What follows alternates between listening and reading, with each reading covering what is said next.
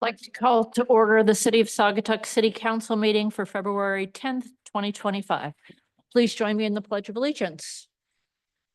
Pledge allegiance to the flag of the United States of America and to the republic for which it stands, one nation, under God, indivisible, with liberty and justice for all.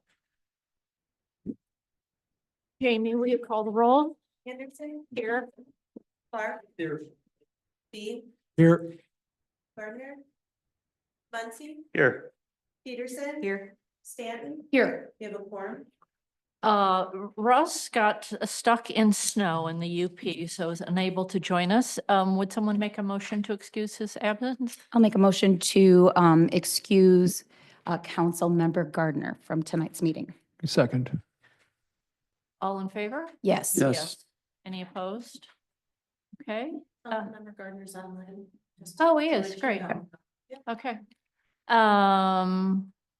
Okay, mayor's comments. I'm gonna kind of keep it short and sweet. It was a spectacular sunset as I was driving in, which just makes me think how lucky I am to live here and that pretty much every day I get to see the Kalamazoo River and Lake Michigan, and how lucky am I? And I think that's probably true for all of us. The only other thing, I'm probably stealing a little thunder from our city manager, but they do that. You steal away Um, the mayor, so. And congratulate the clerk for the audit, the perfect audit of the presidential election for the city of Saugatuck. I am fortunate to be to be one of our election inspectors, and so have been able to work closely with the clerk and her team for a couple of years now, and it is it's a great experience. One, just the detail that, all of the process and procedures that go into running fair and free elections is just amazing. The checklists and the double check, and you always have two people doing everything, and it's an amazing process. And Jamie exemplifies grace under really intense pressure sometimes. So that's a big darn deal. And there's usually a glitch somewhere because, you have to initial this and that. There are a million ways that you could miss one tiny little thing. And for us to get a perfect score is really, I'm very proud of our clerk. So thank you. Great Proud job, of our Jamie. team. Great job, Jamie. And that's what the mayor has to say. All right. Well, you did a great job in bringing the thunder, Mayor. So you Yeah. did a great job. So yes, I also want to echo just a thank you and fantastic job to our clerks team and Jamie and our election inspectors. And it's a huge lift with any election, yet alone a presidential election. And there's a lot, you put it perfectly. So many I's and T's and a lot to it, and they've done a fantastic job. So we're very proud. And in fact, beyond that, I think Clerk Janetsky had also mentioned to Jamie that he's actually notified some folks out in Ottawa County that the relationship that Jamie and the township have and the agreement that we have and how we've been conducting our 9 days of early voting is actually a great example that others can kind of model. She's actually had some fellow clerks reaching out to her, so she's showing some great leadership in the clerks world as well. So fantastic job there. Just a few highlights in my report. One thing that I failed to mention was that Councilmember Muncy had me on his radio show recently to kind of talk about some things happening in the city. I was on with his co-host, Mayor Pro Tem Stanton. I really appreciated that opportunity to be with both of you and answer some questions. And that was a great experience from, looking over Butler Street from the throne, I think, as we discussed, right? So that was fun. So. Just a few other pieces and highlights from my report. The annual lead testing that Kalamazoo Lake Water Sewer Authority does. We have those results. 0 sites testing above any action levels, which is good. So we know that there are lead service lines within the system, but we're not seeing any particular or significant leaching concerns that would cause us to have to move any faster on our lead service line replacements. But something that we still want to make sure that we get all of that out of the ground and aren't dealing with that in the future and running into issues like other communities have.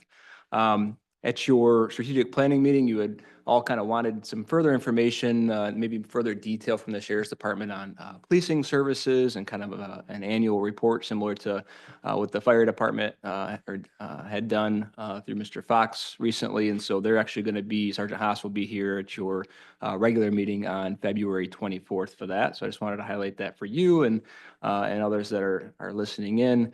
Your next workshop will be busy. That'll involve some capital improvement planning presentations on kind of some updates to that plan and some of the infrastructure work that's ahead of us. So for folks that are kind of interested in when's my street going to be done, or when is this particular thing going to be replaced, that might be a good meeting for folks to tune into. I think that's all for my particular report, unless you have any questions at this point. Any questions for Ryan? All right. Any agenda changes? Okay. Well, this is great. We have 3 guest speakers tonight. Kristen Armstrong from the SCA is here. We're thrilled you're here. You're up first. Yeah. Thank you, everybody. You guys know enough not to give me a microphone. I might be here. No, I'm teasing. Thank you so much. And Ryan, thank you for reaching out to me. It was awesome. And I want to say Saugatuck set the pace. And so then I went backwards to Fenville and Douglas and the township and said, hey, can I share with all of you too? So thank you for getting that back in my mind. So this is just a quick overview of what we have going on this year, because it feels like if we all know, then there's questions, or you can be ambassadors, or you can start to think, I should get tickets to that. So thank you for this opportunity to share that. Our programming theme for this year is, if you could just go back, Jamie, sorry, is Thrive. So we choose one theme that goes across the whole year. So in 2025, we're looking at how the arts can help and creativity can help you thrive as a person, with your family, with the community. So all of our programming plugs into this in some way. So Thrive in 2025. Okay, now, thanks. I feel like in school, remember the beep, like for that, there we go, right, the Viewmasters. So one of the first things coming up, I guess I'd be remiss if I didn't say, the Hempy Keyboard Series are in the lobby. Piano concerts are already happening. Like 2 of the 5 are already done. The 3rd one is coming this coming Sunday. So Lauren had just said to me like, well, what are you doing in the off season? And I said, well, it's more like 1 thing a week now, as opposed to in the summer. I don't know why we lock the doors, right? Like literally 7 days a week. So in the off season, so really maybe September through May, most of our work now is in the schools. And we'll talk about that a little bit. We've got our instructor is out in schools in Saugatuck, in Fenville, and Holland. There's a lot of that happening, as well as right now getting exhibitions opened. And I would say probably 1 thing a week in terms of entertainment. And then in the summer, of course, quite literally, it's like 7 days a week with entertainment, and school things are still happening.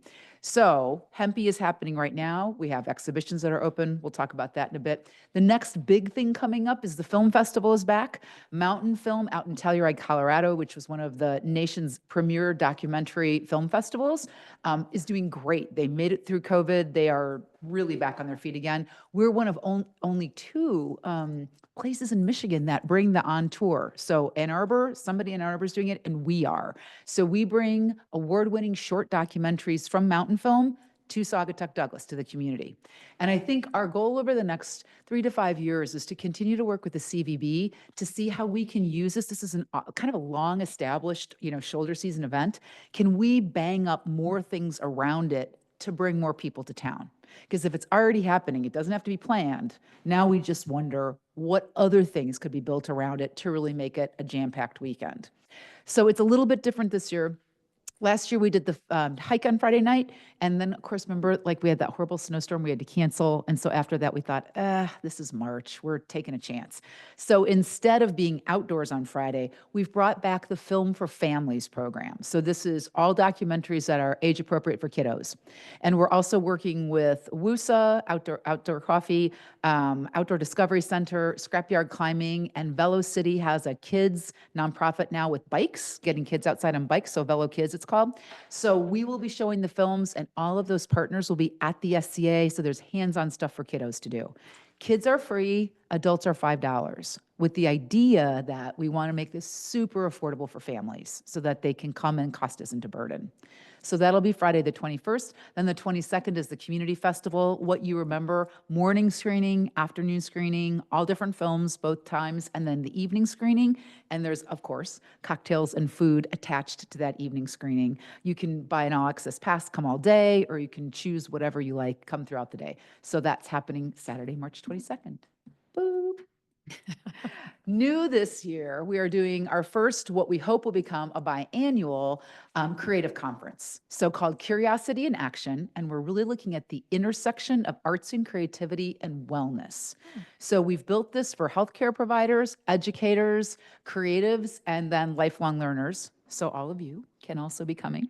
And we do, for instance, Lori Burkholz is going to be leading a panel of creatives and healthcare providers. The data, the neuroscience, it's all out there. We literally understand now how creativity in the arts impacts mental wellness and mental well-being. So they'll be unpacking some of that throughout the day, 3 different sessions. And our big keynote speaker is Brad Montague, who is our New York Times bestselling author, who is the person who is our exhibition artist also. Brad's coming in to do the keynote speech that day. So those tickets are on sale. It's an amazing day-long event, great networking, and there's a lot more online. I could go on, but I won't. Boop. Okay. We are actually tomorrow for members announcing summer concerts, and there's even more that I don't have on here, but I will let you know.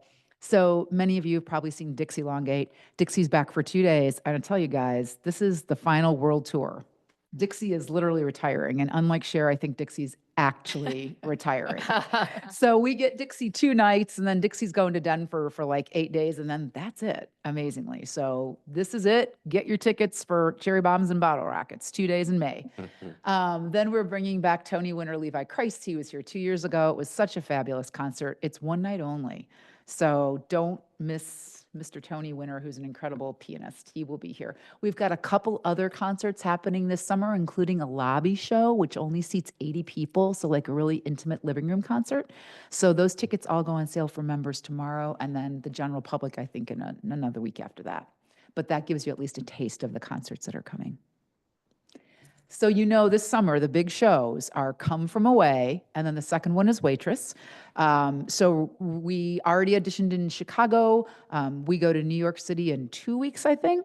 So fun fact, there are, I think, in both shows, I believe there are 34 roles total, so 34 actors in total we have to hire. In New York City alone, we had 3,500 submissions. Wow. So I can promise you we're bringing some really good talent back this year. I mean, every year, and this year, Kurt's kind of beside himself because he's got to winnow that down to 300 and then see 300 over 5 days and then selections, et cetera. So 2 really wonderful shows, both of which I promise you, even if you think, I don't even know what these are about, jump on our website and read, but they are both incredible stories that literally will leave you leaving the theater thinking, oh my gosh, this was so great. I feel so good. So really uplifting shows this summer. Come From Away, and then the second one, go ahead, is Waitress. I will say we need 30 pies a night.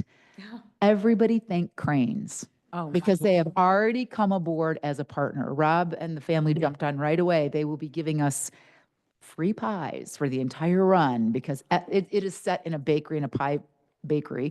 And so you use a ton of pies, and I guess they can't be fake. So there you go. So thanks to Cranes ahead of time. Cool. So this is the behind the scenes when people say, what do you do the whole rest of the year? So if you could flip it one more time, Jamie, we spend a ton of time doing arts-based educational programming. So the Children's Film Festival is actually starting in March. We will spin that out for probably, oh gosh, last year I think it was about 2,800 students. So students come to the SCA for field trips. We also make it available digitally in classrooms for teachers to show. So those are award-winning documentaries for young audiences from the Mountain Film Festival. We curate playlists by age groups, so whether you're in high school or whether you're in first grade. And then we also build curriculum, which is interesting because even Mountain Film doesn't do that, but we do that. And that all goes to schools free, whether they come to the SCA or whether they get digital, they get it free. And I will mention that a lot of the schools who come for field trips, we pay the bus invoices because schools still struggle to even have enough bus money, right, to get here. And nobody should have to decide between a field trip to like Meyer Gardens and the SCA. That's nonsense. You go to both. So we will pay for those invoices. Then throughout the whole school year, September through May, we are in schools, we are working after school and after school groups, and also with schools coming for like one-off field trips. Our in-school programming is typically 5-week sessions that we will go into a school. So like a 6th grade classroom, usually a social studies classroom or an English classroom, and we come in alongside that teacher and we unpack the exhibition and whatever the themes or the ideas are for the exhibition. So the current exhibition, which is about failure, Failibration, getting kids to reimagine their relationship to failure. We're in classrooms teaching that for 5 weeks. That 5th week, they come back to the SCA for a field trip to see the gallery. And it all is about literacy, social emotional learning, soft skill development. The art making has almost nothing to do with it. Like that's a byproduct, but all those other things come in on creative arts education. So that's really what's happening. And those programs are all free. So it's funded by people like all of you. It's funded by foundations. It's funded by businesses, but that all goes into schools free too. After school partners, we work with LAUP, Latin Americans United for Progress. We work with CultureWorks. We do things with the Boys and Girls Club here in Douglas. Sometimes we're at like the Fenville Library. So it's a variety of after school groups. We roll out that same in-classroom programming with the after school groups. So it's the same thing. We're just hitting kids in a different way. In the summertime, June through August, is this paid summer camps and classes, and we have a slew of those which are up online. I will say what's interesting, I think, about our summer camps is each camp includes a professional artist. So if your kid or grandkid is learning about ceramics, there's an actual ceramicist who's teaching, and our teacher is in there for classroom management and curriculum. I mean, like even in summer camps. Or like Mindy Traffman will do a culinary camp. Well, Mindy's teaching it, and we're there is classroom management. So people always get to meet professional creatives in those summer camps and classes too. And then I'll hold on for outreach programming. I note cost free. Okay, now we'll flip aside because I think this shows you a little bit of currently like who do we work with? Our closest working partners within school are Saugatuck and Douglas schools, Fenville schools, and then in Holland we have really close partnerships with Jefferson Elementary, with Black River Middle School, and either Black River or Holland High School. A lot of those other places we're serving through field trips. They'll come to the SCA for a one-off, or perhaps we'll go up there, in Children's Film Festival. So literally, we're in Ottawa and Allegan all the time. And then we're also sometimes up into Muskegon, over into Kent County. So that whole kind of surrounding 4-county area, we are serving all year round through a variety of programs. Boop. Thanks, Jamie. This is, so the art truck, which is often parked out front, right? The WIP, which stands for work in progress. This is what we take out to communities doing cost-free programming. So it could be something fun like Goose Festival or Music in the Park, but last year, and we're all over the place, like LAUP's Fiesta and Gentech Steam Festival. The cool thing that happened last summer, Holland Schools run a program in the summer in partnership with an organization called Meet Up and Eat Up. I had not heard of this before. So all of the kids who are getting free breakfast and lunch at school, when school is out and the summer is hit, like now what? Where are you getting food, right? Like this is a problem. So programs like Meet Up and Eat Up actually bring food out to where people live. And in Holland, they know that there are certain apartment complexes where a lot of the kids are living. So there were 2 apartment complexes that the Meet Up and Eat Up goes to serve lunch, and they asked us to come along. So we brought the WIP, the art truck, and we just set up big long tables and served kids and their families grandma, grandpa, whoever was around, mom and dad, and did cool hands-on projects for them while they were getting free lunch that day. And we did that 4 times throughout the summer. So that happens too with the art truck. This summer too, we did I should say a starter project last year, and we'll do that again this year. Fenville has their community community athletic center, they call it. And we did a program for middle school, summer school kids right after their morning summer school. They walked across the parking lot. We fed them lunch, and then we did additional creative arts programming with at-risk middle schoolers in Fenville. That's probably going to happen again this year. So that type of thing is kind of on our whole menu of what we do all summer long too. Okay, I don't know exhibitions. I was like, what's next? Now I'm lost. Okay, this is the current exhibition that's up with Brad and Christy Montague, our New York Times bestselling book authors who had never done an exhibition before. And the amazing Whitney Valentine coached them, talked them into doing this beautiful exhibition. That's up. You can flip the slide, Jamie. We do this throughout the year. Kayla Conklin is our creative fellow this year. She's here with us for a full year. She is a licensed music therapist, so she's going to be taking music into unexpected places and programs. Past creative fellows have included Mindy Traffman, Scotty Jacobson, so people y'all know. It's somebody every year who is not a visual artist, so that we can weave them into visual arts so they can collaborate in unusual ways with different creatives. And the next person is our corridor artist. And I think this is important for all of us in town to know because of Michigan State University. So Zara has come to the SCA, to the community, through Michigan State University's Impart Alliance, $25 million grant that the Michigan State has gotten to look at recruitment and retention of direct care workers. So these are folks who are taking care of your parents, who are taking care of people with disabilities in homes and places. There's a huge shortage and it's only going to get worse. So they're trying to understand what they do about that to close those gaps. One of the things they're looking at is how they bring people respite or wellness. So they've hired Zara as an artist that is part of what she's doing. So she's come to us through MSU, through Impart Alliance. So I think our question is, how do we continue to pull up in this relationship with MSU? Because it feels like that would only be good for the community to have more MSU things coming back and forth to this small community. She's with us all year. She is working with direct care workers to create it is huge, it is like on a massive wall on our corridor, collaborative installation with people building butterflies. It sounds goofy. When you come see it, you'll be like, oh my God. And all of this beautiful floral she does, that is all hand cut, hand put together paper flowers. They're everywhere. It is an explosion of floral at the SCA. It's beautiful. And she'll be with us all year. And then the next slide shows who we've got coming. So Brad and Christy are here right now. John Pendleton is coming this summer. He has an amazing Chicago businessman. His business is called Planks and Pistols, not guns, like flowers. So he's a woodworker and a florist.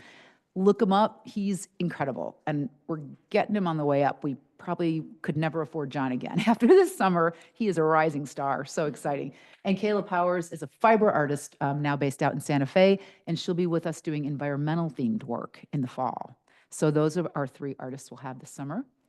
And is that it? Oh, no, but wait, there's more. Free community celebrations.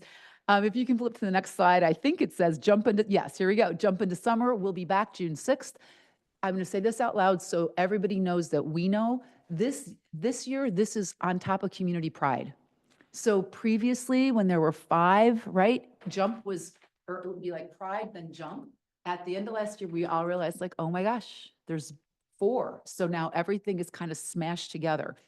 It's all right. We've met with Pride. We talk with them, talking with Jay Johnson. Like, we know that Jump will be on Friday night. It's not really a Pride event, although I would argue that everything in Saugatuck is always a Pride event, which is fine. It just gives people more time to come in for the week, more stuff to do, come and stay longer. So we all know this. We've all been talking about this for a goodly number of months. There's no issues with this. It'll be the same as always, big band, free, all the stuff. So that is on Friday, June 6th. And then I think the next slide, we haven't quite figured this out yet. This last year it was Failabration. You're seeing the funny Failabration stuff that we did in November. This will be something around Kayla Powers' really fabulous fall exhibition, which will likely include some kind of environmental partners who we'll be working with to do some kind of a free community event. So that will happen in the fall.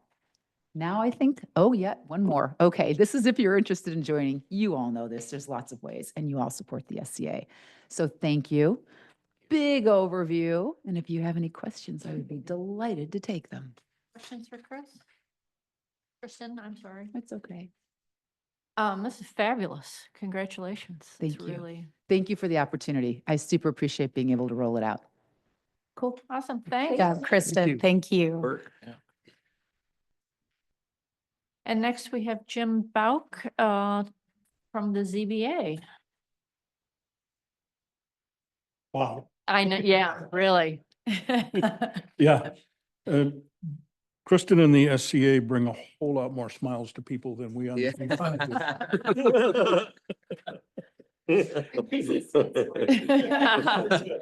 You sure did. In opening, I'm here because Bob, our chairman, is out of town, so I'm the second. And we are required once a year by the city charter to make a presentation to the city council, so that's why we're here. You've got the report. I want to commend Luke for that. He's taken roughly 80 pages of minutes and boiled it down to 5 lines. And I'm sure you'll want to thank him for that. We had 5 meetings. 3 were granted, 2 were denied. If you go through the Michigan State training programs or through their literature, you'll see that we are unusual in that we grant as many as we do. It is rare to have this many variances granted because a variance is permission to break the law. And there are specific requirements, each and all of which must be satisfied to grant a variance. So Saugatuck is a unique community. It goes back to that guy on the wall over there. Our zoning has come from when he first came here. This town has been platted, replatted, divided, subdivided, commercial, residential, critical dunes. We've got all kinds of unique situations. And that's what we're ended up dealing with. And that's why it's important that we do what we all do here between planning and the city council and the zoning board. And we do have a good relationship back and forth with the planning commission, and I really appreciate that.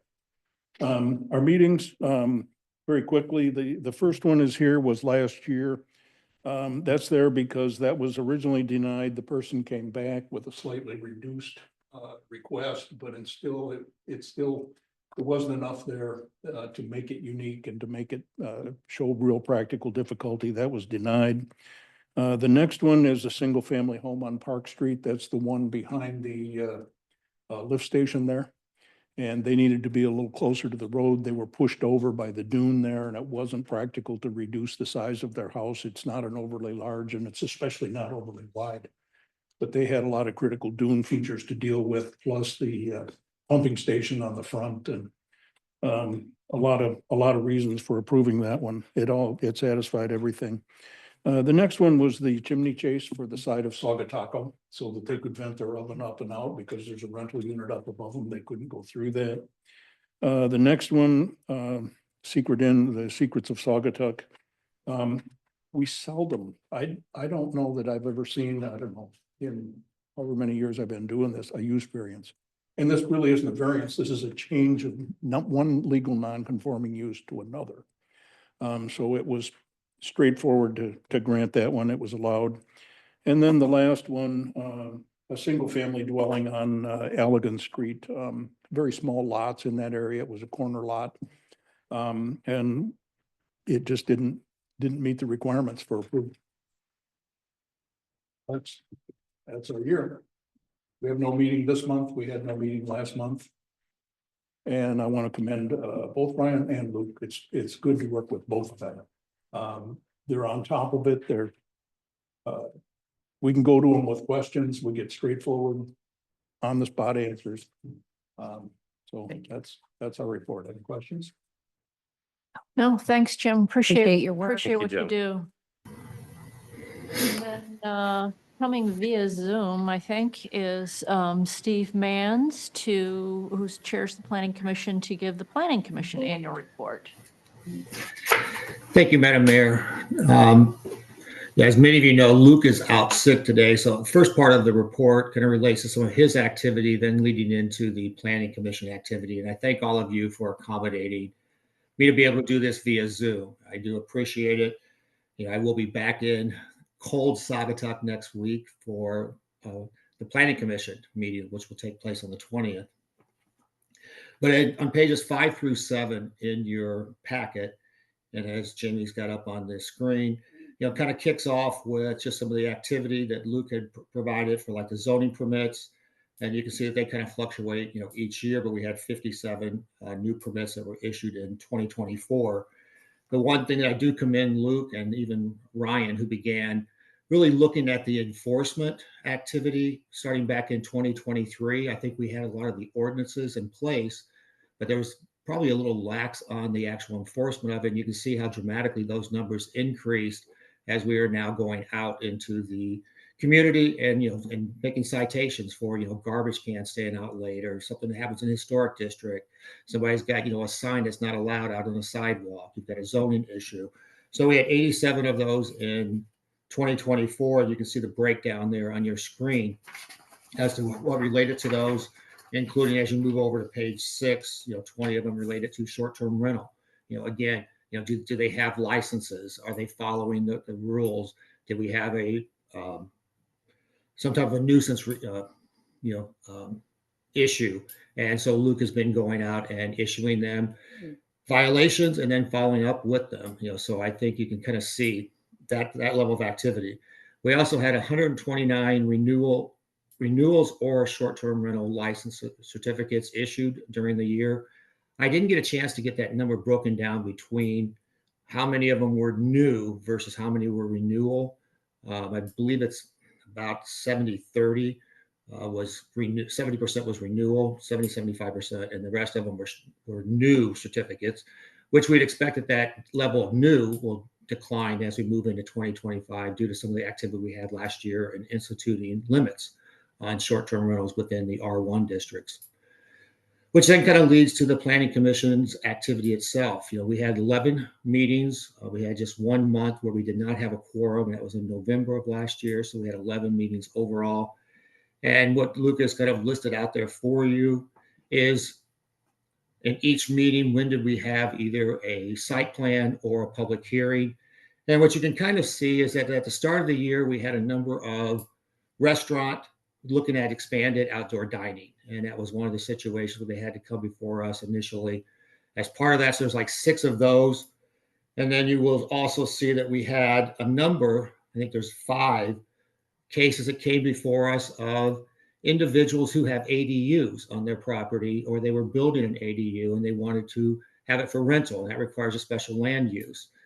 And it's also kind of leads to one of the things that we're talking about for 2025 is on some of those, is it really necessary if somebody is adding an ADU to their property that they have to go through the whole special land use and come before the Planning Commission, or if they meet the ordinances, can it be signed off administratively, which I'll get to in a minute, but that is one of the things we'll continue to look at in 2025. And there's also one of the first step on looking at ADUs is on your agenda today and underneath new business 14B, which I'll hit on towards the end here. You can also see, I think when we looked at 2024, I would say probably one of the biggest achievements that we had been working on for over 2 years at that point. You're all aware because it was a very hot topic in Saugatuck for at least a 2-year period, was the institution of limitations on short-term rental licenses within the R1 districts. And I'm very pleased that we were able to get that through. And I think the community is now, seeing some of the benefits of it. I know there's still some of those who may be opposed, but overall, I think it's a very fair resolution, and what was passed should work well for us and still allowing us to have plenty of tourism in the town. We also had one on our agenda for 2024 was to continue to look at the waterfront. We had passed in 2023 the Waterfront Preservation District, but in 2024 it became to our attention that potentially there would be the possibility of a first floor apartment being put on the waterfront. And so we went back and we reviewed that and made a recommendation to council, of which council put through. So we now have that revision to the Waterfront Preservation District. And then several of the other ones, as you can see in there, were just either site plan reviews or special land use. As I did reference previously, we did have the opportunity that when we were looking at these ADUs and we started getting towards the I'd say late summer going into fall, Luke started getting a lot of questions from owners that have an existing ADU on their property where the ADU itself is legal and they can live in it and it was built, per the code that were in place at the time that the unit was built. But if they wanted to put it up for a rental, they then had to meet the special land use that we have in place for ADUs to be rented by an owner. And what turned out is that they had legally non-conforming ADUs, but they didn't meet the new zoning requirements that we would have in place if somebody was building a new ADU. And so that kind of became a topic that we started to look at last September, knowing that we had 4 or 5 people who were inquiring about how they could rent their existing legally non-conforming ADUs. And we felt that it's a benefit to the city to have these ADUs potentially used as rental because it requires that it's a permanent resident living in the primary home, which means they're going to be there. So they're, if you're thinking about the perfect situation for a short-term rental, it's when the owner's going to be in the main house and then you've got a guest in the ADU. So the first step that we kind of looked at on this ADU was what was causing some of the issues with the legally built ADUs that were already non-conforming to be able to be rented. One of them was that we had a requirement of 375 square feet minimum, whereas the state building code for Michigan, it's around 150, and they stipulate how many square feet you have to have for like a bedroom as well as for an overall unit as a minimum. And so what you have in your packet today is kind of, like I said, that first step where we are eliminating that minimum requirement and just requiring that they would meet the Michigan state. And then we also have adopted this to make it a rental. We are asking, and it was unanimously approved through the Planning Commission last month, so it kind of rolled into 2025, that if there's a legally non-conforming ADU on a property today, that they would have the ability to rent that without having to meet the standards that would be in place if they were building a brand new ADU on their property. And so you'll see that again on 14B, which I forget the pages in your packet, but will be for discussion tonight. And then one of the things that we also will be looking at in 2025 regarding ADU is the question of, requiring them to do a special land use to come, to be able to have a rental license on an ADU. Because in reality, I'd say most of the ones that come before us, especially if it's ones that are to be built and they're meeting all the new building standards, very few of those are ever denied. And so it's a process that takes a lot of Luke's time. It costs the applicant money. They have to come before the Planning Commission, so it takes time on the Planning Commission side. We have to do public notices, because we have to do a public hearing on special land use. So we will be looking in 2025 at the ordinance and some of the requirements as to whether it's still the best to have it as a special land use coming through the Planning Commission, or could it be administratively signed off on? And so we'll have a number of those type of discussions coming up in addition to just our regular site plan and things that come before us for 2025. The other thing that I did put in and kind of highlight it was the priorities for 2025. And one of the things that we will be starting to create a calendar for and talking with the other communities is the master plan. The idea is that we would like to have the master plan updated, since the last one was 2016, to have it updated as 2026, which really means that we would start working on it this year with the idea of kind of concluding in 2026 and having a final one, by the early part of 2027, if we were following the same type of schedule that we did starting back in 2015 and kind of concluded in 2017 for the previous one. We also have a priority set for looking at the commercial zones downtown. There's questions as to the consistency, as to what's allowed for a use versus a permitted use versus special use. Is it consistent between the different zones? Do we need all the different zones? As some people are aware, when we created the Waterfront Preservation District, we have a little block, half block down in Water Street South, as well as a little half block in Water Street North that were not included in the Waterfront Preservation District when that was created. So it becomes a question of, should those be merged in, to an existing zone? And if so, just do a complete overview of the commercial downtown to make certain that we've got the appropriate requirements for the zones, and does the zone itself make sense in today's world as we're looking at the future for what is best for Saugatuck.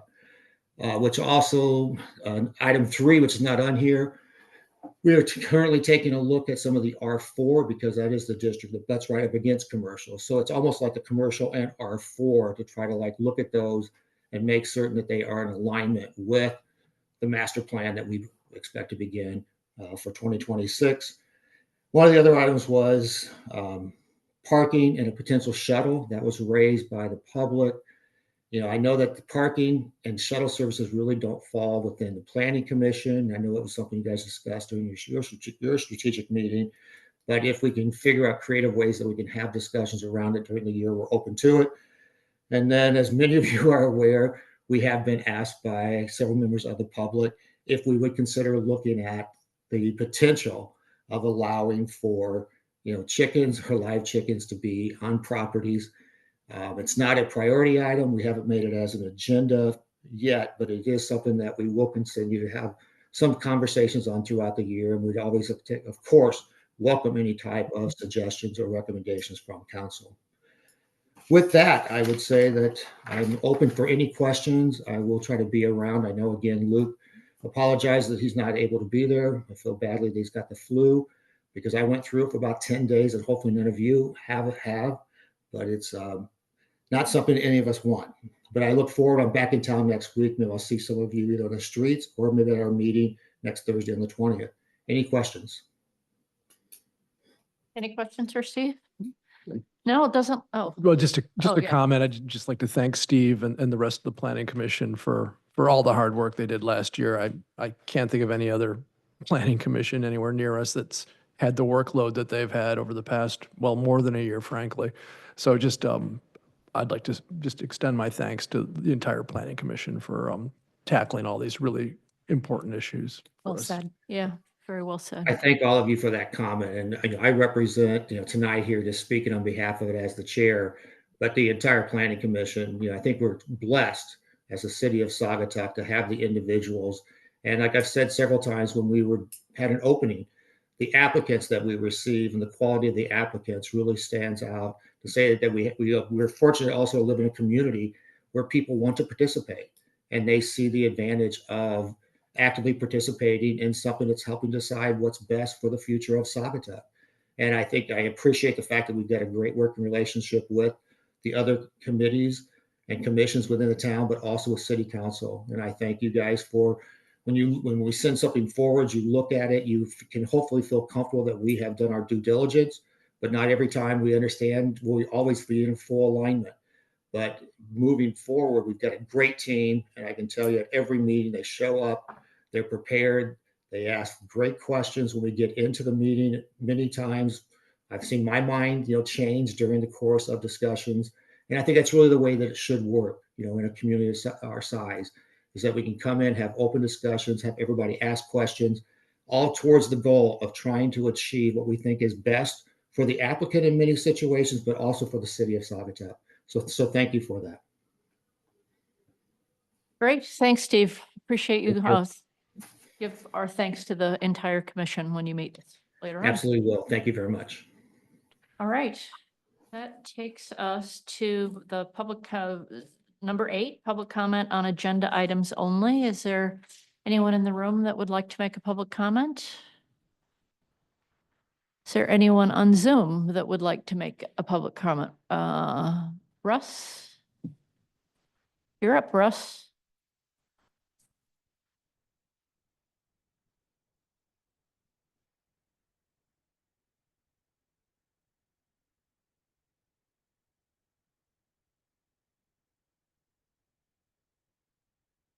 Did we lose? He's on No, mute. there he is. Can you hear us, Russ? Yes. Yeah, maybe accidentally hit. We are trying to unmute you on our end.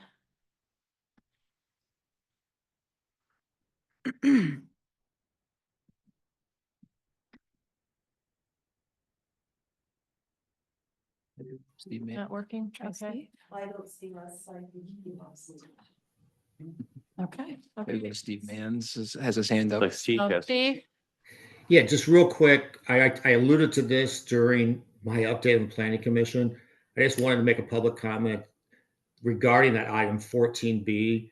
As you'll see in the packet, with the write-up, it was 100% unanimously approved. We spent 3 meetings at 3 different planning commission meetings where we discussed the appropriateness for the changes to the requirements for renting an ADU.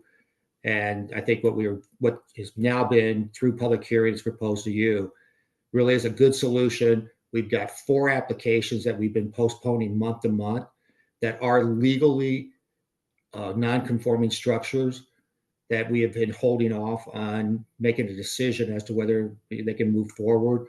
So I do encourage, the passing of that. I just want to put that on public record. Thank you. Great, thanks so much. Any luck? You text him? I just tried to give him, text him. I don't know if Mr. Gardner wants to try to unmute again one more time before we move on, but.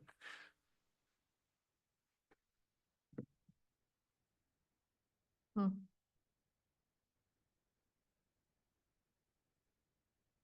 Well.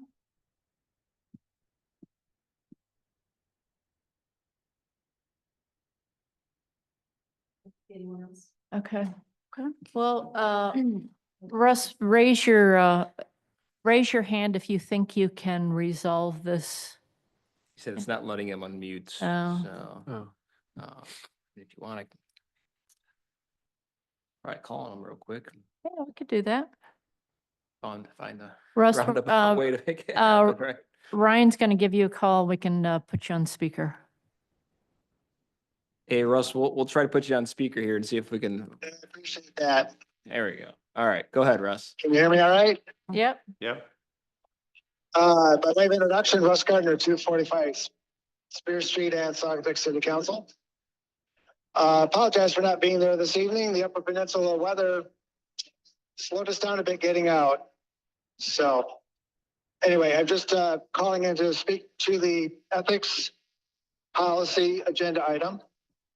I'm glad that after repeated community requests that we have that this is on the agenda this evening for a vote. And I will hold myself, the current city council, appointed officials, city employees, as well as future council and city employees to this policy. Thank you. Okay. All right, thanks, Russ. Safe travels. Yeah, safe travels back. All right. Didn't look like there was anyone else on Zoom. Okay. That takes us to the consent agenda, item 9, page 8 of our packet. Somebody like to make a motion, then we can have any discussion. I'll make a motion to approve the consent agenda as, Sorry, go ahead. That's great. I'll second it. All right, any discussion? All right, it's the roll call vote. Anderson, Yes. Clark, Yes. Dean. Yes. Muncy, Yes. Peterson. Yes. Stanton. Yes. Motion carries. Okay, takes us to staff reports, boards, commissions, and committees, starts on page 84. We've had the city manager's report. I'm assuming there are no more questions there. Any questions to take back to the treasurer? Any questions for the clerk? Luke's not here, but any questions, planning and zoning for Ryan to take back? DPW, police, or engineer? All right, Madam Mayor? yes. Just for clarification, and we had it under Ryan's part earlier. Not only did, I think we should have an annual report for the police, but even if something quarterly, maybe, to look at times of what we talk about, times of response and different types of calls, but maybe in not just 1 year, but maybe every 2 or 3 months, have something to keep us going. Okay. Okay, thanks. I can't remember who used to do it before, but Yeah, Inspo used to. give a Yeah, little and I can update. see, because there, like today, there's a report in your packet that, it's kind of a monthly summary, but I can see if it's, I don't know what their process looks like to determine like response times, but if it's something that's really cumbersome, maybe like you said, quarterly for that part, but we'll keep the monthly reports going as well. I'll circle back on that. Thanks. Yep. Great. Takes us to boards, commissions, and committees. Mr. Fox, the Fire District Administration Board. Thank you. Dan Fox, House Representative of the Administrative Board of the Saugatuck Township Fire District. This will be brief because I didn't want to subject you to a multimedia thing from just our workshop, which is the meeting we've had since the last report I stood up here to make. Our next meeting, for those of you interested, is the 17th of February. So mark it on your calendar or not, as you see fit. From the workshop, at the workshop, we had a presentation from the administrative fire chief from Grand Rapids, whose name Brad Brown, regarding facility planning, which we're kind of at the front end of thinking about, considering and studying and hoping to move to action sooner rather than later. And it was a help. It was a help to hear him. He obviously has a good deal of experience in that area. That said, it's Grand Rapids. It's not Saugatuck. They don't have the miles to deal with that we do. They don't have a bunch of things and we don't have a lot of other stuff to deal with. So some differences. One of the odd, and it wasn't planned this way, but one of the odd things, it was just mentioned kind of in passing. He was talking about response times in Grand Rapids. And he said they shoot for 7 minutes. That's very comparable to our number, very comparable. I mean, almost dead on, which made me feel good because we haven't been privy to those kinds of numbers outside of our own, and looking back at our history, blah, blah, blah. So it was kind of a nice checkpoint. Meeting, we also reviewed the apparatus upkeep cost per, all the way down to cost per mile on each of the fire vehicles, which is apparatus, particularly the cost thereof, is one of the significant budget items for the fire district. Considering and coming out of that, or related to that, I guess, we talked a good deal in that meeting about considering the acquisition of a transport capable, looks like an ambulance to the normal person, first response vehicle, which will be our second first response vehicle, EMS vehicle. As you know, EMS calls are roughly 60%, 58, 60% of the calls of the fire district. So those vehicles are important. And the one dedicated one we have now, which I think is 2162, I can never remember all the numbers, but is the one we bought last year, used, and then refurbished and remarked and all the rest of that. And relatively low mileage for one of those vehicles, but it's still a used vehicle.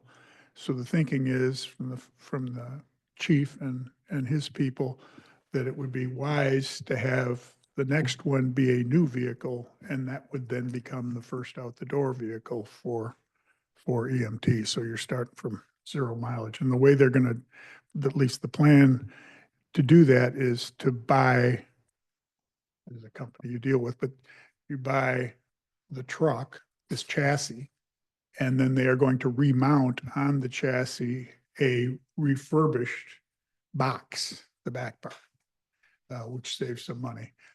That said, like every other vehicle we buy, it's expensive. I mean, it's over $200,000. So, but that'll be voted on in the next, in the February 17th meeting. And just a couple other quick ones since the meeting, since the February 17th meeting. I'm sure most everybody here watched at least some part of the Super Bowl yesterday. And if you watched, and I didn't watch that much of it, but I watched oddly, the beginning of it where they're, ramping up and all the whatever, particularly as related to security in New Orleans. Interviewing people saying, I'm in the safest place in the world today on Bourbon Street. And if you watched during that, they showed some of the things that they had done since the New Year's Day, New Year's Eve event.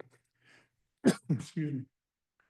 One of which had a front end that I saw, had a front end loader lifting into place a heavy gauge metal barrier that was at least as wide as from that window to that window wide, and literally blocking the entire street. And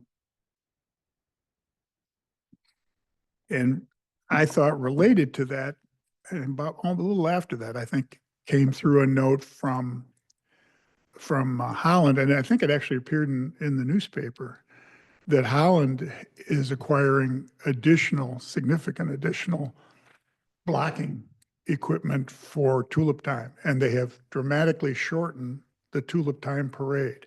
And you'll recall, we've talked about shortening. Interestingly, they've got the Archer barriers up there. I don't know how many they have, but the vehicle effective. I think if I'm remembering the article correctly, they're acquiring like 100 or 110 of the, I think, concrete Jersey barriers, the ones that are shaped at the bottom like this and then up like that. So if you hit them, it goes up and drives your vehicle, to protect the sidewalks on both sides of the street. That's serious business, and it's smart on their part. Tulip Time's a big deal. It draws a lot of attention, draws a lot of people, and sadly, that's what you got to prepare for. And I mean, we've all talked about it. It's the city's number one responsibility is public safety, and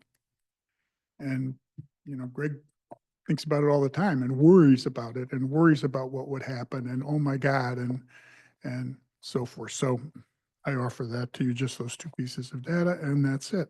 Great, thank you. Questions? Questions? Thanks. Thanks, Dan. All right, Gregory, anything from Interurban Board? Just, our fiscal year is October to October, so we're already at our first quarter. And let you know that our ridership count is at 14,422 riders just in our first quarter. It's the highest we've had in history. And our service is growing. Also, we've got our building should be breaking ground around the spring. So we're finally moving ahead with that. And then also our audit's still being reviewed by Hungerford Nichols. We'll be ready for February's meeting. We'll review it before March 31st date. Also, as I had said before, we had a little news from federal government that's just they're holding back on some of their grant money. And so we're going to be readjusting the budget. I called for a budget meeting tomorrow afternoon. I'll meet with the committee and we'll look to see how we can be creative with our budget as we move forward. So far, but we're only at 20. I mean, it's not like we've overspent anything. We're only at 23% of our budget during our first quarter, which is right about there. But we'd like to see what we can do to nip anything in the bud that we could foresee throughout the year. So. Great, thanks. Other than that, we've got that meeting will be tomorrow at 1.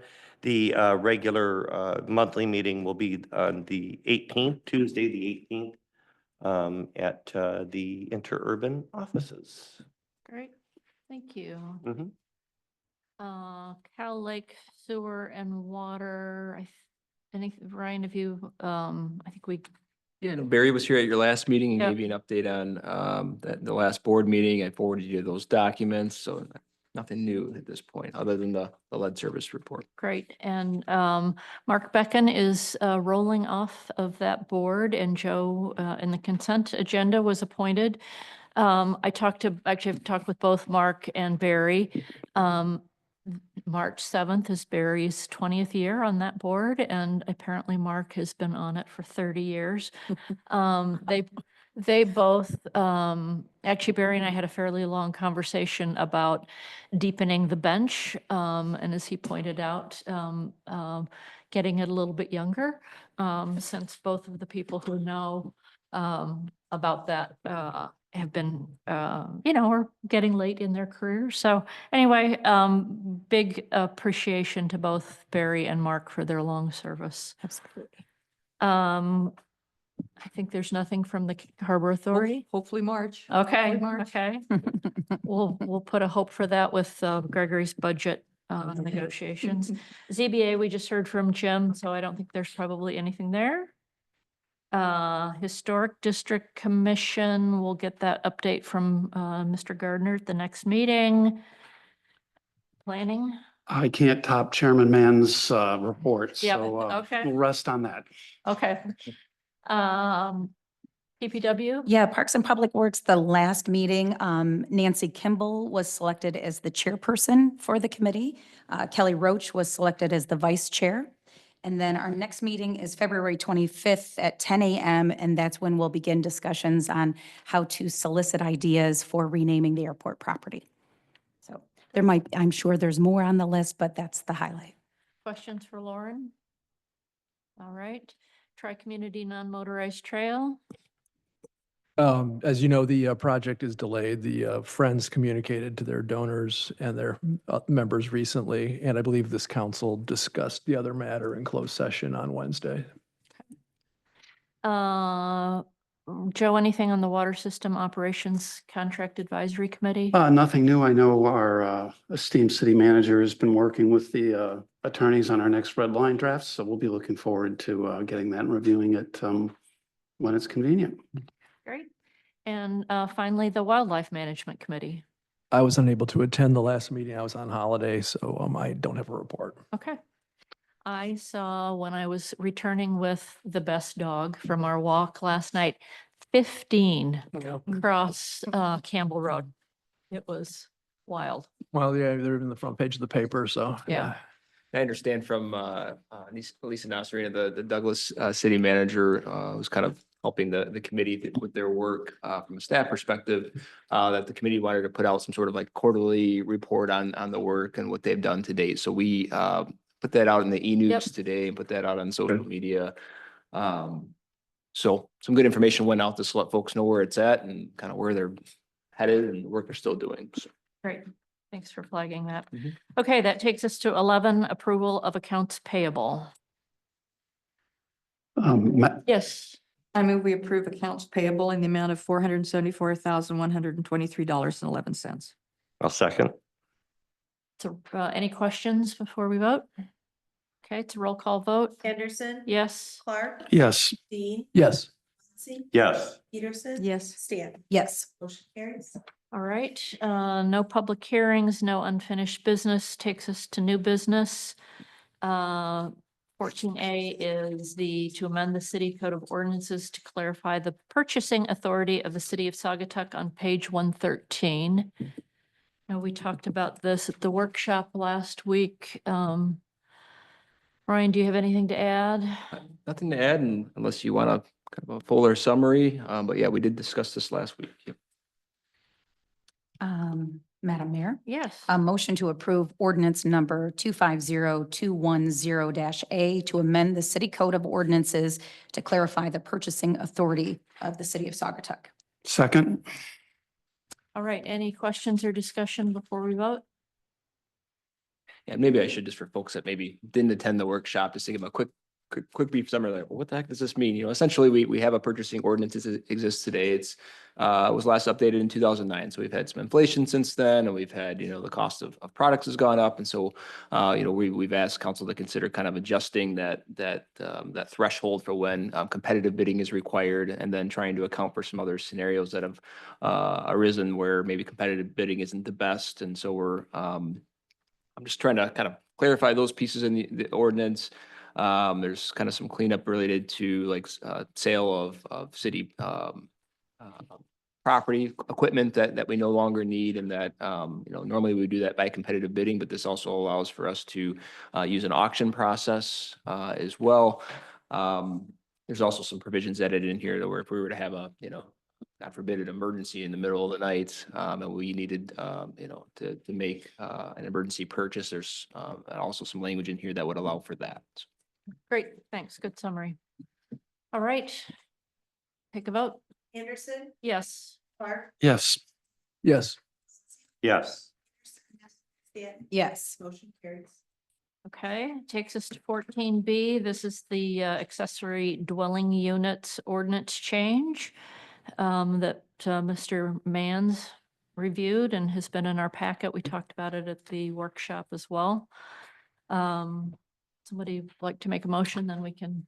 Madam Mayor, I'd like to make a motion to approve ordinance number 250210-B to amend Title 15, Chapter 154 of the Code of the City of Saugatuck to amend Section 154.022W3 to revise the required minimum gross finished floor area for accessory dwelling units and to amend Section 154.092J to allow existing accessory dwelling units that do not conform to the requirements of 154.022W to qualify for rental, short-term rental, if all other applicable requirements are satisfied. Second. I know Steve just talked about it again. Any questions before we vote? All right, let's vote. Anderson, Yes. Clark. Yes. Dean. Yes. Muncy. Yes. Peterson. Yes. Stanton. Yes. Motion carries. All Good right. work. Yeah, that's a big one.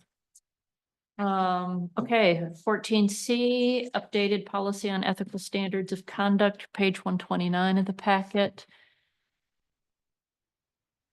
Ryan, you wanna? Yeah, so this was also the subject of your workshop last Wednesday, which was a busy one.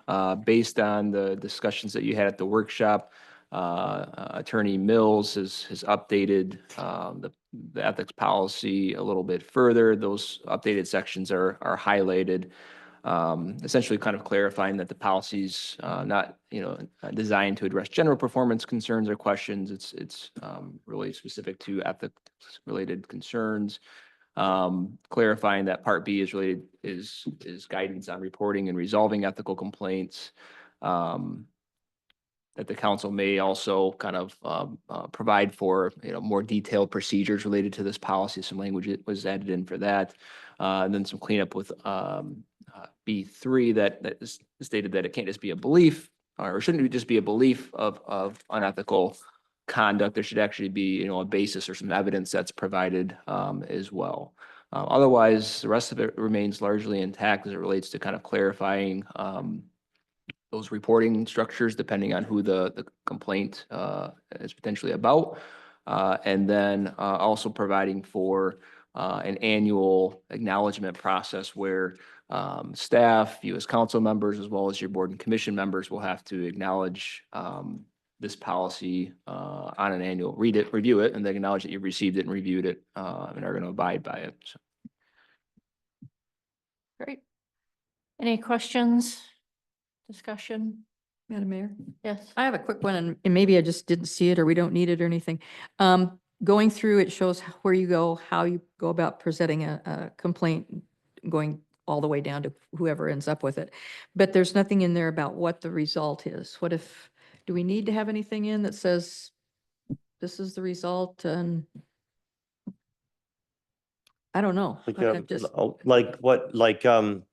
Whoever were to file a complaint, what can they expect from that complaint? Yeah, Or what or- would the Yeah. procedure Would or? that be in the procedure versus the policy? Yeah, I think it's that, but what would be the, I don't want to say fines, punishments, but what would be the option, things that could happen if someone was found guilty of, based upon their report? What can be done to them? I can't blank on a word. I believe in past discussions that's sort of based on state law, but I shouldn't pretend I'm a lawyer. Do you have the answer to that, Ryan, or you want to turn it? Or over to Jake is on the. Mr. Whitty is on. Yeah, I am on the call here, and while I am a lawyer, I think all of you will also recognize that I am not Lizzie Mills. So I can give some level of treatment to this, and essentially I agree with Mayor Anderson. If there is an actual conflict of interest, there are, state laws and statutes, or excuse me, not just a conflict of interest, another ethical violation, because that can encompass more than just a conflict of interest. The I think results would be either whatever sanction is provided by statute. And then there are also, circumstances where if it is a appointed official, maybe that could be the grounds for removal depending on the applicable section in the city code and or state law. Yeah, well, except for that might have been in closed session. We did talk about that. I know when the council last updated this, this was the big update when I think Ken Trester was mayor.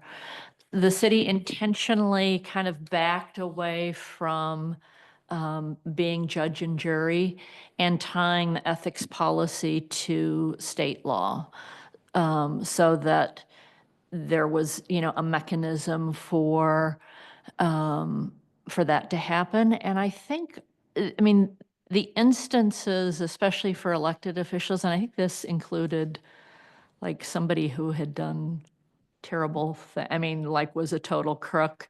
It's almost impossible to remove an elected official from office. Okay, I just couldn't remember the discussion if we talked about what the results of the findings would be.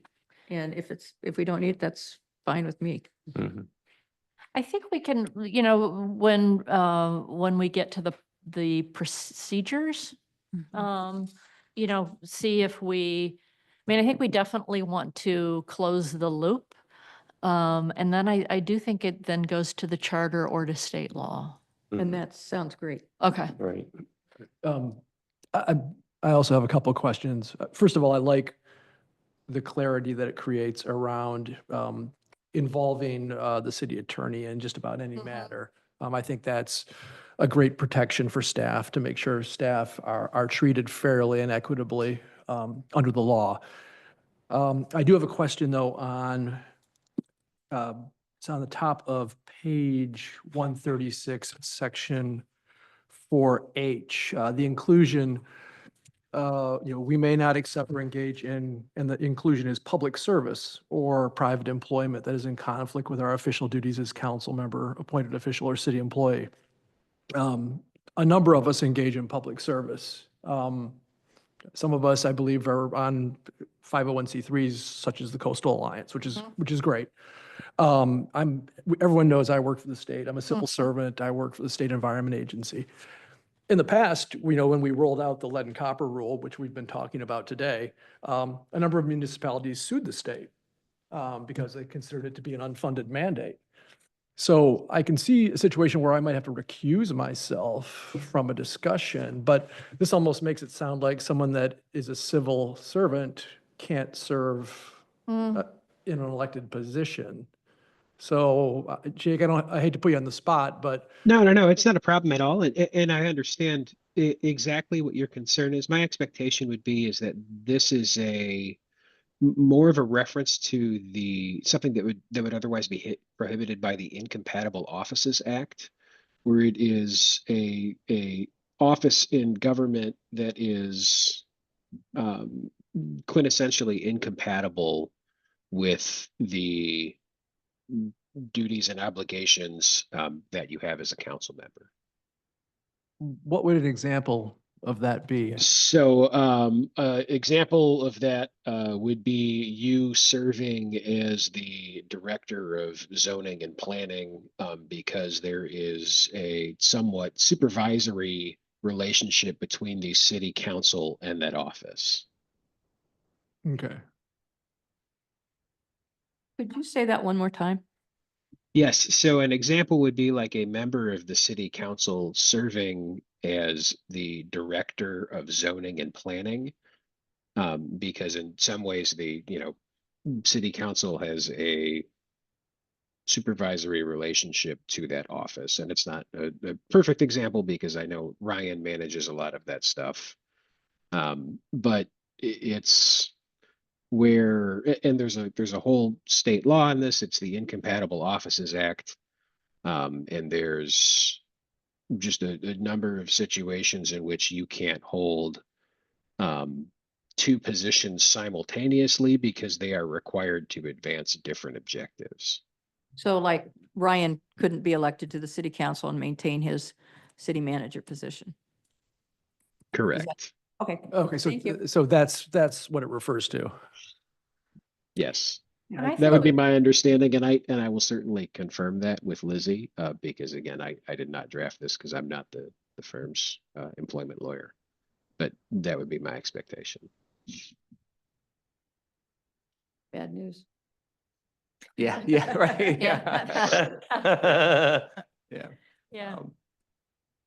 So based, that section is basically tied to the Incompatible Offices Act. So that if a question was to arise, that would be the default to look at if something fell within the realm of the Incompatible Offices Act. Would that then be the remedy? I don't know that it's necessarily singularly tied to that one state law. I think that's the kind of scenario that it would anticipate.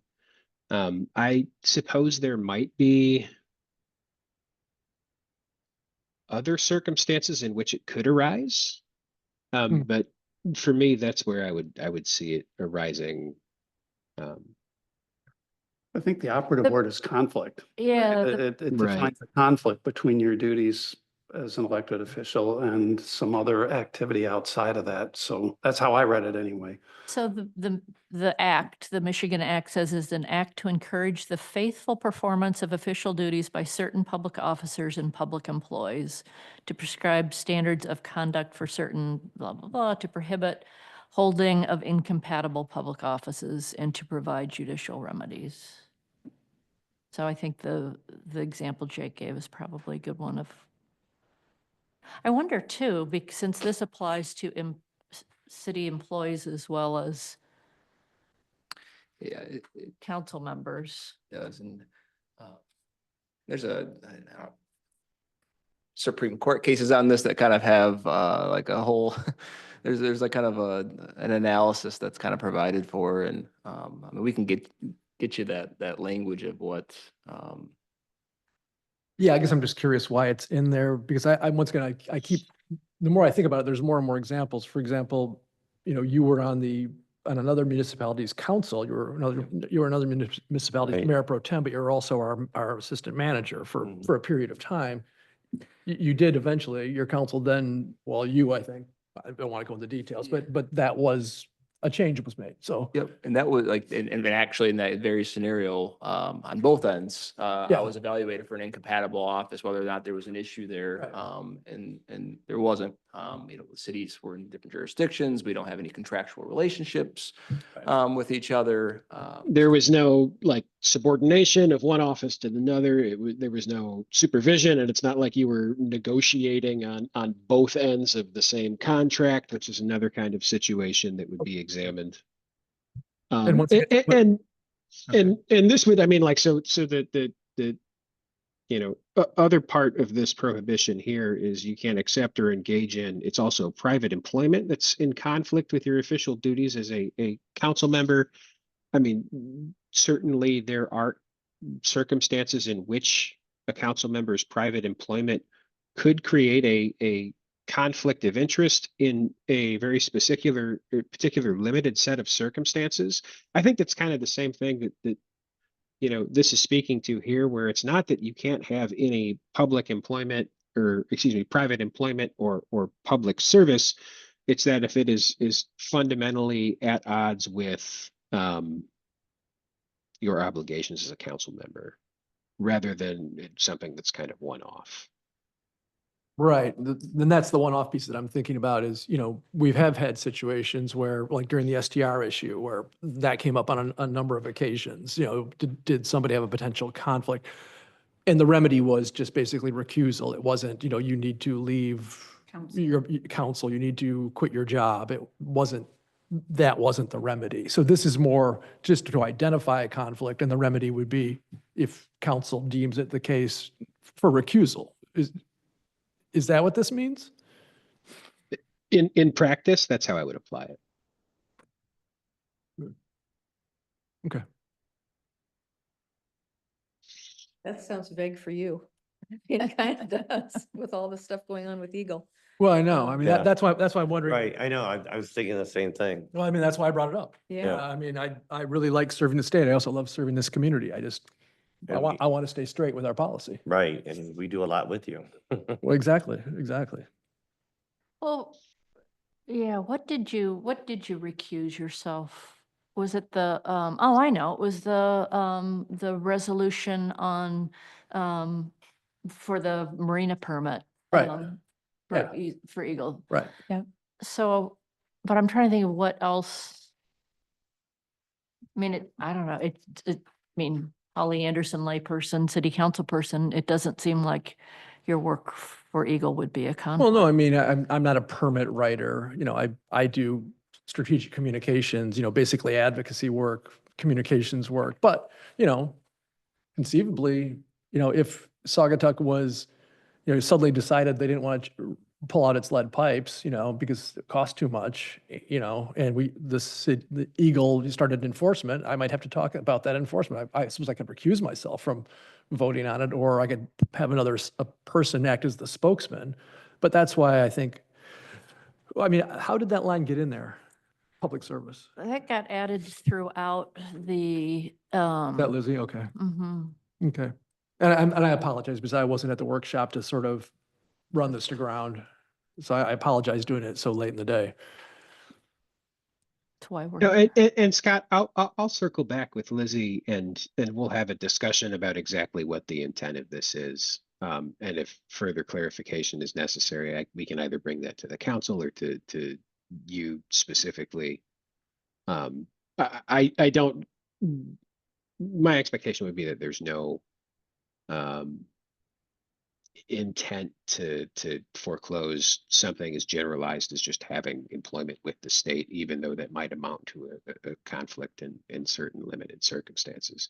I mean, totally from an anecdotal standpoint, we have some clients who public officials at the time of election are active litigants suing that municipality, and there's a way around that. So That's true. I'll chase that down and see if any, and if any more nuances there other than what I've discussed. But as to your situation, I think you have a pretty good handle on, occasionally there are very limited circumstances in which it might not be appropriate to participate in matters before the council, but the same goes for everyone around the table because of the relationships that they have, personal or financial or otherwise. Okay. Yeah. I mean, I know you and Chris, I've consulted with you both from time to time on issues around the environment that my agency may or was involved in, and you've always given me wise counsel on that, whether I should recuse or not recuse. So I just want to make sure that I just want to make sure that I'm compliant with what we're agreeing to tonight. Yeah, of course. And having, not heard anything to the contrary, I know that Lizzie is diligent enough and is aware of what you do for a living, that would certainly come up if it was, something that was so recurrently an issue that it was going to run into the revised policy. Okay. So Okay. again, Well, happy to do a little more digging there, but I wouldn't anticipate it being Okay. a problem. That's fine. Other questions, concerns? Anybody else? Okay. We're ready to vote? We don't have a motion. Oh, we don't have a motion. Yes. Someone likes to make a motion? I'm looking for it. It's just, It would be on page.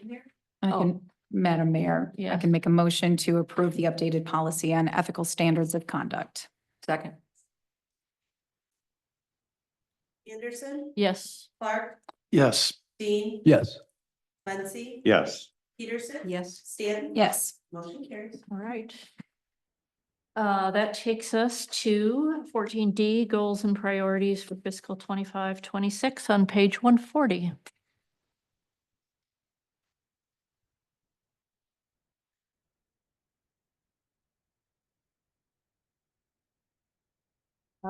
Anything you want to say to No, we've had a strategic planning meeting. Yep. We had quite a bit of discussion at your workshop meeting as well. So, if you're satisfied with the goals and priorities at this point, we're looking for council to consider approving them, and then we're going to get to work on the budget and kind of go through that process with you over the next several months. If you need more time, totally fine as well. But thought we'd tee it up if you're ready. Okay, Madam Mayor, yes. I make a motion to approve the goals and priorities for fiscal year 2025, 2026. Well, second. I just have one suggestion. So, since we talked about this even at the workshop or maybe before the workshop, but since we had the meeting, we've had two really good ideas come forward that aren't on this list. And so maybe we should just keep a little cheat sheet, like a running thing of, a pin for either the next fiscal year, or if something falls off and we feel like we have capacity, we don't lose the idea of helping business owners negotiate better waste removal and recycling, and whether we want to explore a chickens ordinance. So I don't want to, I think people, when we tell them that, well, it's not a priority, it's sort of like, well, but if we can say, you know what, it's not on this year's priorities, but we're keeping a list of things to consider as we, free up and have more room. So it's just a thought. Obviously it doesn't have to be. I have to agree with that a little bit. In fact, I think there's several things. We had a big list here. And I think there's a lot of things that we're working on that just, that we look further ahead with, what can we do later? I think when we think about our priorities list, we think about what can we really accomplish this year? And we've got so much on our plate. That Yep. doesn't mean that we're not thinking about chickens and we're not thinking about newer things that come up and, Right. and think that, well, if we can fit that in, we will, or if that goes to next year, it will. But these are priorities that we know that we can work on. Right. But I think everything that comes from a citizen here is a priority for me. I just had one just really minor thing. When I think it was a great meeting, by the way, and I think we all agreed, that one of the major topics would be around public safety and health, and I'm glad to see it captured in here. The final bullet under the first list of priorities, though, is to develop and implement parade safety protocols. And I just kind of caught in my head a little bit, is thinking maybe it's a little bit too specific. I think we need to be looking at safety protocols beyond just parade. We have concerns about, speeding. We have tables in streets. We have a number of different things that I think would be good to talk about at some point in time during one of our workshops. So, I'm fine with everything that's been done. I just wanted to make sure I point that out so that when we do get into the discussions, we expand it beyond just the discussion around parade safety, which is important, by the way, and I'm not trying to minimize it. No, go ahead. I think we all agreed that safety, we could make a whole category for safety, Yeah, couldn't we? I exactly. mean, yeah, not just for parades, but events and speeding. And there's a lot under that safety umbrella that we can certainly work on. You both make a good point. I mean, the no wake zone issue is, Yep. fits in there as well. So yeah, that's good. I will say though, I really kudos to staff for putting together this kind of almost infographic. I think it's really well done, and it really, I think, will help the public understand, kind of how this all kind of trickles down into actual projects. But but there is the mission, the vision. There's the buckets. It's really good. I think it's really nicely done. So I'm hearing that there's maybe a desire just to kind of clean up that last bullet point under operations, public health and safety, to say develop and implement safety protocols. Yeah, maybe begin or including parade safety, since we know parade safety is one we've talked about more. Maybe it's implementing additional safety protocols, including parade, Yeah. something along those lines. Right. That would be good, because up at the top, it says operations, public health and safety. So, Yep. and this is one that we could definitely point to and say, we worked on that one. So Cool. We'll make that change here. Really good though. It's really good. Awesome. Any other questions, discussion? Okay, I think, is this roll call? The motion. Yeah, I made the motion. Oh, you did. Yeah, Great job. Peterson, Yes. motion, Muncy second. Okay, Anderson. yes. Clark. Yes. Yes. Yes. Yes. Yes. Great. All right. That takes us to the second public comment period. Diana?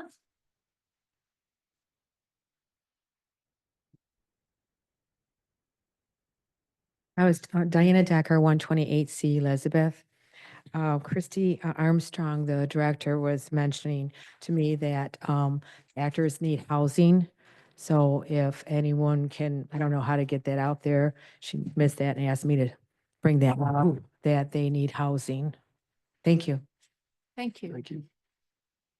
And is there anyone online who would like to make a comment? Amy, do you see anybody? I don't see anybody.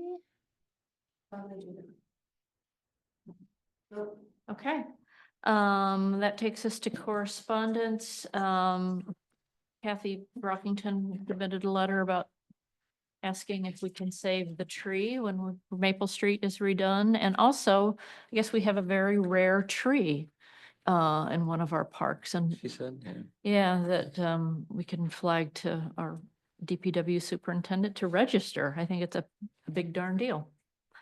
And council comments. Joe, you want to start? Yeah, well, I think everyone's left the room, but I wanted to thank Kristen, Jim, and Steve for their reports. I think it's absolutely incredible what the SCA is doing and has been doing, and I'm just blown away about what's coming at us this year, and wanted to make a special thank you out to them because it's really amazing. I also want to thank all my council members here for passing the zoning changes.